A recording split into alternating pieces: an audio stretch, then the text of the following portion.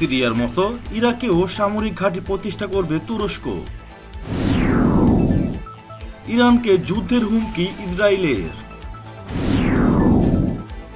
সস্তায় চিকিৎসা সরঞ্জাম ক্রয়, কর্মকর্তাকে মৃত্যুদণ্ড কিমের, শাস্তি পাবে 3 প্রজন্ম। ভারতের হাতে অত্যাধুনিক যুদ্ধ বিমান তুলে দেওয়ার আশ্বাস বাইডেন প্রশাসনের। বাংলাদেশি যুবককে তুলে নিয়ে গেল বিএসএফ। পশ্চিমাদের বয়কটের বিরুদ্ধে একত্রতা হতে মুসলিম বিশ্বকে ইমরান খানের আহ্বান। জাকির নায়েকের বিরুদ্ধে রেড নোটিশ জারির আবেদন আবারও প্রত্যাখ্যান ইন্টারপোলের। মার্কিন তুর্কি টানাপোড়েনের কেন্দ্রবিন্দুতে ইনকারলিক বিমান ঘাঁটি। ফিলিস্তিনিদের নির্বাচন করতে দিন, ইসরায়েলকে তুরস্ক। পরমাণু সমঝোতা পুরোপুরি পুনরুজ্জীবিত হবে বলে পুতিনের আশাবাদ। পারস্য উপসাগরে মার্কিন যুদ্ধজাহাজের গতিবিধি পর্যবেক্ষণে রয়েছে আইআরজিসি। ইসরায়েলের তেল শোধনাগারে ভয়াবহ অগ্নিকাণ্ড। সীমান্ত প্রাচীর নির্মাণে ট্রাম্পের প্রকল্প বাতিল। এবং সবশেষে থাকছে মুহাম্মদ সাল্লাল্লাহু আলাইহি ওয়াসাল্লামের উদ্ধৃতি বিকৃত করে সমালোচিত সৌদি যুবরাজ। সিরিয়ার মতো ইরাকের উত্তর সীমান্তবর্তী এলাকায় নতুন সামরিক ঘাঁটি গড়ার পরিকল্পনা নিয়েছে তুরস্ক। ওই এলাকায় বহুদিন ধরে তুর্কি সেনারা কুর্দি গেরিলাদের বিরুদ্ধে সামরিক অভিযান চালাচ্ছে। তবে এ বিষয়ে ইরাক সরকারের পক্ষ থেকে তুরস্কের বিরুদ্ধে কঠোর সমালোচনা রয়েছে। তুরস্কের ক্ষমতাসীন জাস্টিস অ্যান্ড ডেভেলপমেন্ট পার্টি বা একে পার্টি এক রুদ্ধদ্বার বৈঠকে বসে।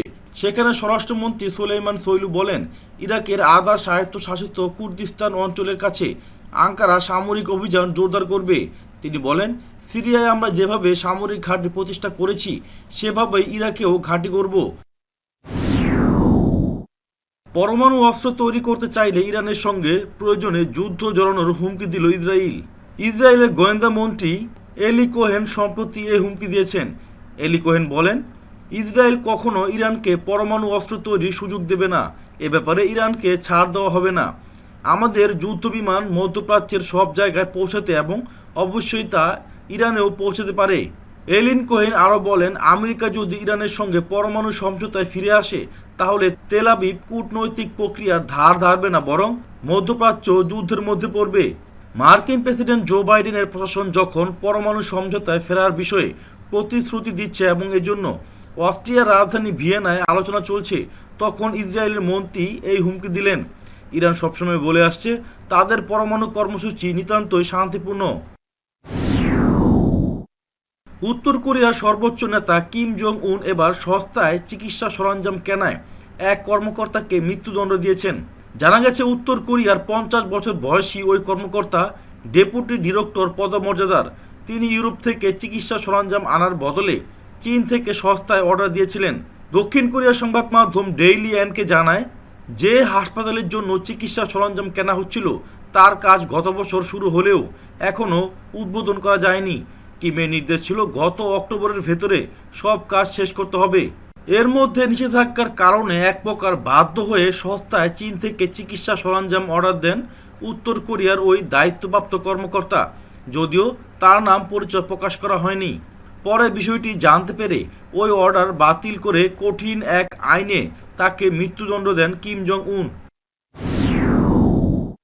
আমেরিকার প্রেসিডেন্ট হিসেবে মার্কিন মসনদ দখলের পর ভারতের সঙ্গে ক্রমশ সম্পর্কের ভিত মজবুত হচ্ছে জো বাইডেনের।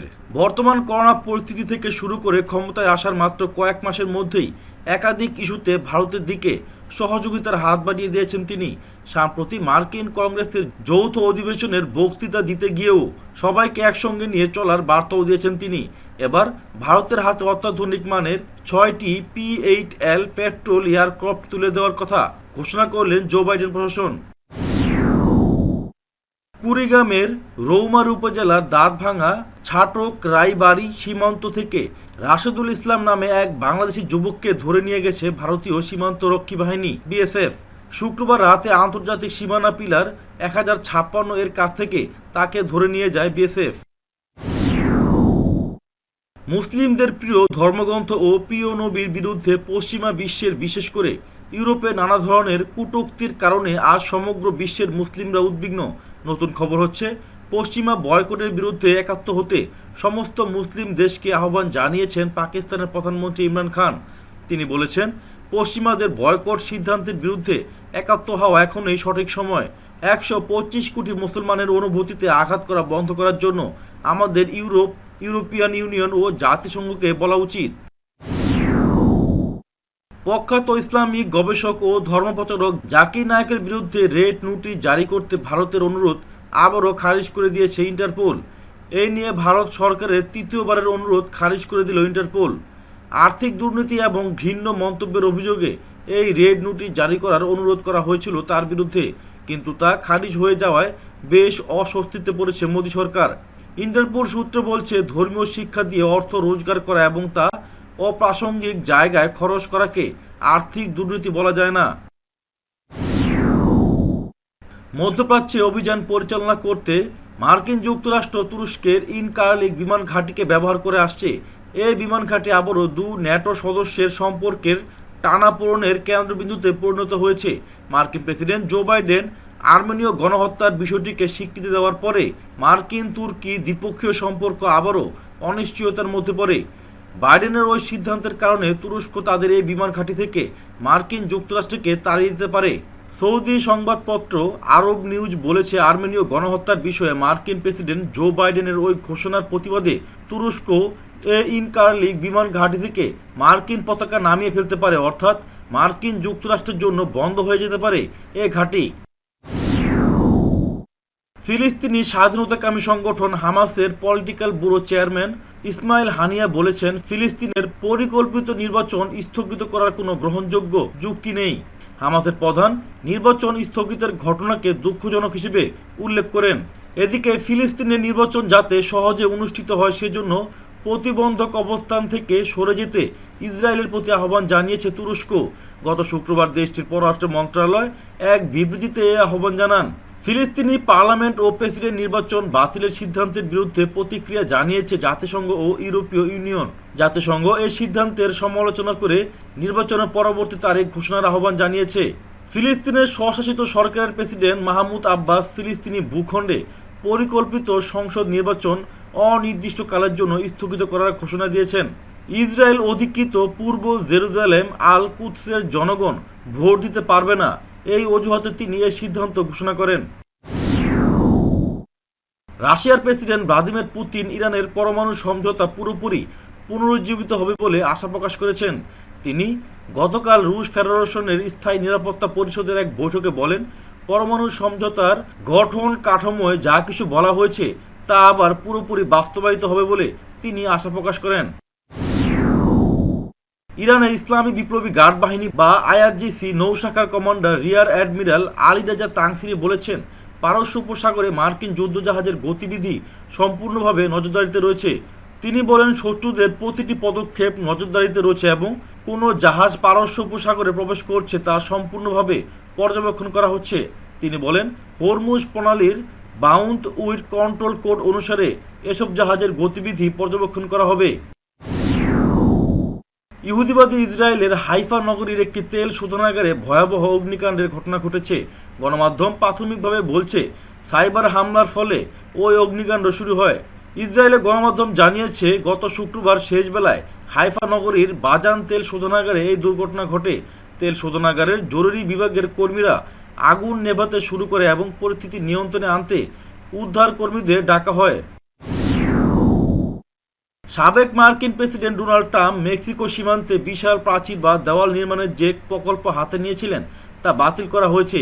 যুক্তরাষ্ট্রের সামরিক প্রতিরক্ষা অধিদপ্তর পেন্টাগন জানিয়েছে, মেক্সিকো সীমান্তে প্রাচীর নির্মাণ করার জন্য ট্রাম্প সামরিক তহবিল থেকে এই নির্মাণ পরিকল্পনাটিকে বাতিল করা হয়েছে।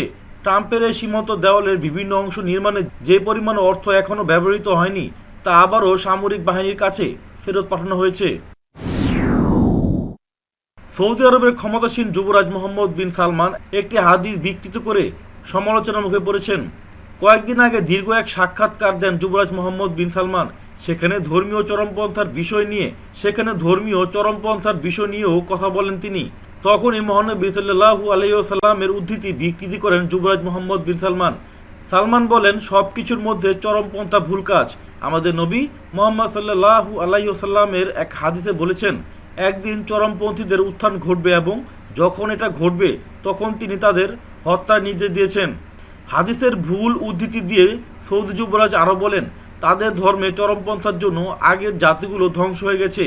তবে তিনি যে হাদিসের উদ্ধৃতি দিয়ে বক্তব্য দিয়েছেন সেখানে চরমপন্থীদের হত্যা করার কথা বলা হয়নি, বরং ওই হাদিসে বলা হয়েছে, ধর্মের মধ্যে বাড়াবাড়ি, চরমপন্থা থেকে সতর্ক থাকো।